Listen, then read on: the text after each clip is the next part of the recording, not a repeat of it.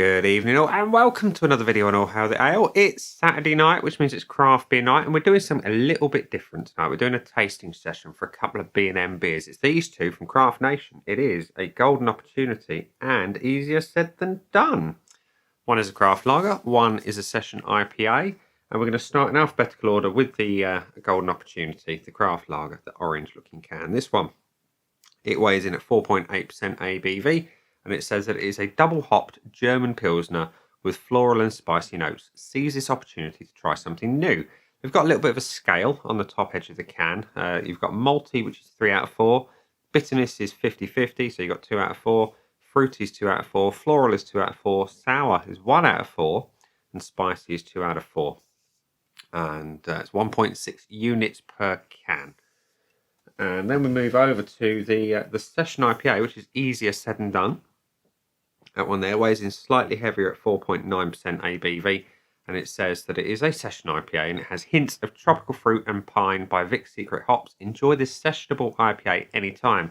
It's got the same scale. The malt is 2 out of 4, bitter 2.5 out of 4, fruity again 2.5 out of 4, 1 out of 4 for the floral and sour, and 2.5 for the spicy.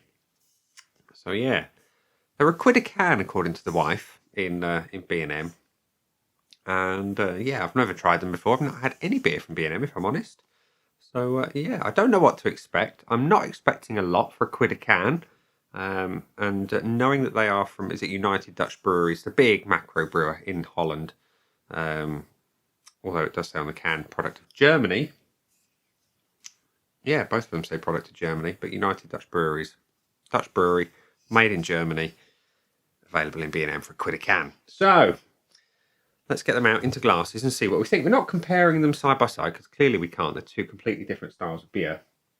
We're just going to have a little tasting session because I haven't done one in such a long time due to the medication issue. I thought I'd do it because I've got all my units this week and we'll see what's what. So we're going to pour the golden opportunity first into my vocation glass. The pour is pale,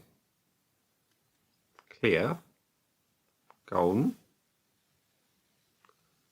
and a rather large head on it with too many bubbles.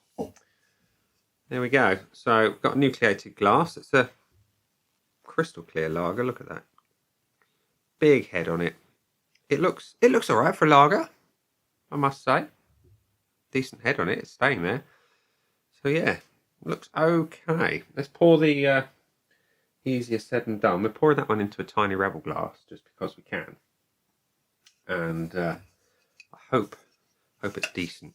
I do, because if it's a quid a can and it's decent, then you're laughing really. So the pour is equally pale, not quite, maybe. Oh, hello. Yeah, we have got an equally large head, but we have got a little bit more haze in this one. It's still very pale. We've got a subtle bit of haze. It's almost fridge haze like. Got a not quite so compact head, but it's plenty of it again. And you've got a nucleated glass. That's your beer up close. Subtly different. So let's go for an aroma on both of them. We're going to go with the lager first of all. I'm hoping for grassy hops. I'm getting hops. It's more malty than it is hoppy. But it has got that classic, slightly bready vibe. It has got green hops. They are ever so slightly peppery. It smells like a Pilsner should, whereas a Session IPA,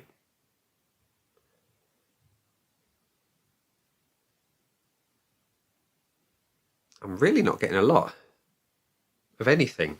Tropical, hops, malt, or anything.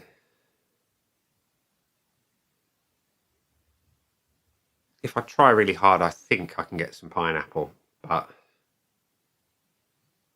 it's so light. There's not a lot going on. So there we go. Yeah, the lager smells all right. The IPA, not so much. Let's have a taste of the lager. Cheers.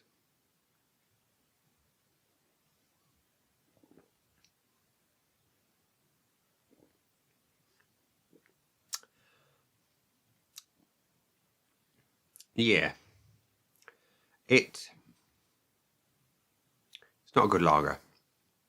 It's not. The body's about right. I'll give it that. The body is good.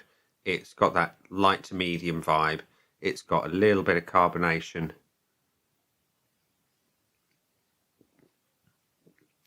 The hops kind of do what a lager should do, but the rest of it tastes quite artificial, quite chemically, very mass produced, which is a shame. But the malt is there. It's definitely malt forward as opposed to hops. The hops are sitting in the background, bringing a little bit of spice, but there is some weird kind of chemically. I think Kronenberg back in the day when I used to drink that, that had a real artificial chemically taste, and this has got that vibe going on. As for the easier said than done session IPA,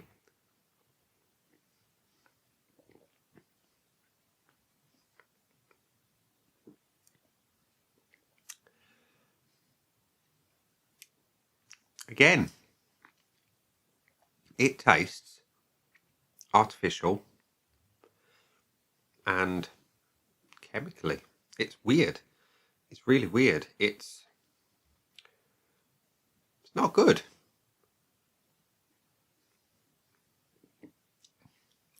I can see what it's aiming at, but it is such a swing and a miss. You've got the malt sitting there first of all. The hops are kind of just a gesture. The flavours are... They are what?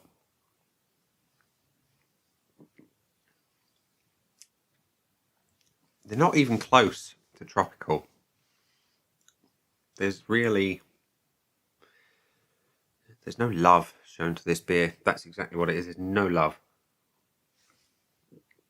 That said, again, the body's decent enough. Medium weight, good carbonation, nice feel in the mouth. Yeah. It's a very disappointing flavour. Let's go for a bit of the finish. We're going to go back to the lager, the Golden Opportunity. And despite the chemicals, it's quite a clean finish. You've got a little bit of hint of the hops. But there's nothing really that makes me want to go back for another sip. I mean, there's many good lagers out there with a good SARS offering, and you've got a beautiful malt profile in them. This is not one of them. Those ones make me want to go back for another one. This one is the very reason I don't drink lager. It's all the bad things about a lager in one beer. The finish is just not welcoming at all. The finish on Easier Said Than Done,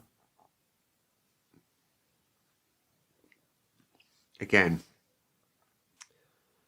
there's no love in this beer. The hops fade out very, very quickly. It's almost like to say there's some included so they can say it in the recipe.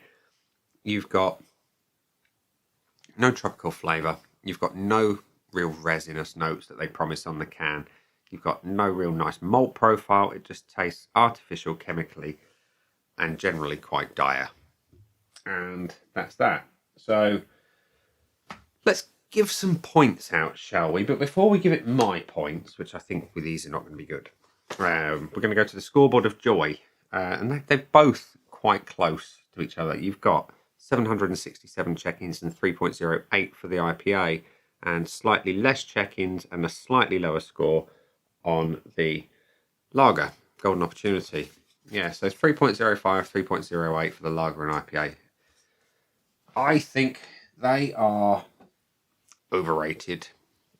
My scoreboard of joy, we're going to go for the looks, the aroma, the body, the taste, and the finish, the value for money, the buy again, and the bonus points. Well, we're going to start with the looks, because that's the very beginning. The lager, it looks all right. You know, it looks like a lager. It's the right kind of colour. You've got a white head on it. You've got carbonation rising from the nucleation points at the bottom of the glass. I don't know if the camera's going to pick that up. But yeah, it looks like a decent lager. That bit of it, I cannot fault. I'm going to give it a point for the Golden Opportunity. The Easier Said Than Done, again, for a mass-produced craft IPA. Does it look any worse than a Brewdog Punk IPA? Does it look any worse than a Beavertown, I suppose, Neck Oil or something of that ilk? Gamma Ray? It doesn't look any worse. Doesn't look any better. Doesn't look like a good IPA though. That is fair to say. It's lacking haze. For me, a craft IPA nowadays should be hazy. You know, leave the clarity to the traditional styles. If I go for a craft IPA, I want haze. This has got very little. Good head on it though, I will say that, but that's its only redeeming factor. I'm going to give it a 0.5 because it's okay. The aroma, we're going to start with the lager. Again, it's got some lager type qualities. It does. But it smells mass produced. It smells like token gesture of hops, a malt bill that again has got no love, and then whatever chemicals the brewers have thrown in for good measure. It doesn't smell inviting. It's not pleasant. There's nothing really that I like, but it has lager qualities. That's, I guess, it fits the brief there. Because it smells like a lager, I'm going to give it a 0.25. It doesn't smell unlike a lager, but I just don't like it. The easier said than done. I got zip on the nose. I had to try really, really hard to get something, and even then I wasn't sure what I was getting. You know, it might be pineapple. I'm getting nothing. I'm getting absolutely nothing. So the aroma on easier said than done is getting a 0. The body on both of them I cannot fault. I will say that. Both are nice medium weight. Both got a good mouthfeel and good carbonation. Those are the one things I cannot fault in any way, shape or form. So I'm going to give them both a point. Taste for both of them is disappointing. The lager has hints of something, like it did on the nose. But then it just goes right back to form for a macro brewed, mass produced lager with chemicals on the side. I don't like the flavour at all. I'm sorry, that's getting a 0. And the easier said than done is equally disappointing. It's got no tropical, it's got no pine. What were they thinking? That's all I can say. What were they thinking when they brewed that? What yes men are they surrounded by to say that's worth putting in a can and selling? I know that seems harsh, but it's true. At 0 points. And the finish on both of them, again, is equally disappointing. There's nothing about either of these beers that makes me want to go back for another sip, let alone another can. So I think we're going to say 0 across the board there. So that means the golden opportunity has got 2.25, and the easier said than done's got 1.5. Those lot on the other side, forget about it. They're getting nothing. Value for money, no. There's no value for money for either beer. Buy again. I didn't buy them, thankfully, because otherwise I'd have felt robbed. But my wife did, so I feel sorry for her. But I'm still appreciative of the fact that she's got them for me to try. But they're definitely going to get a no buy again, and of course they don't get the bonus. So it's on all three. So yeah, 1.5 and 2.25 for the easy said and done, and the golden opportunity. Easier said than done to make a craft beer? No, clearly not. And a golden opportunity to make it better? Absolutely. That's the takeaway from this one. They can definitely make these beers better. Will they? For £1 a can? I don't think they'll bother. But I dare say people will buy them, try them, probably never have them again. But there we go. So that was my little wrap up of a tasting session for these beers from B&M from Craft Nation. It says it's actually, it says it on the can there. Look at the top. Inclusive beer, right there. Don't know who it's including.